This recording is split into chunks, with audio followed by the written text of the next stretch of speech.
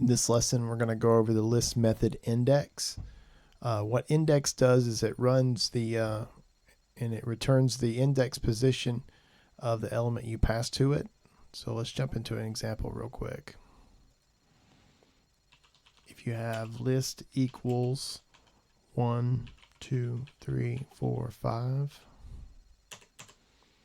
and you say variable equals list.index of 3,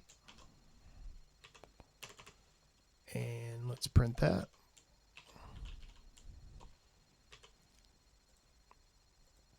It's going to return a 2, and what that means is it's actually the 3 is at index position 2, and since lists have start with a 0 index, it's going to be 0, 1, 2, and there's the 3.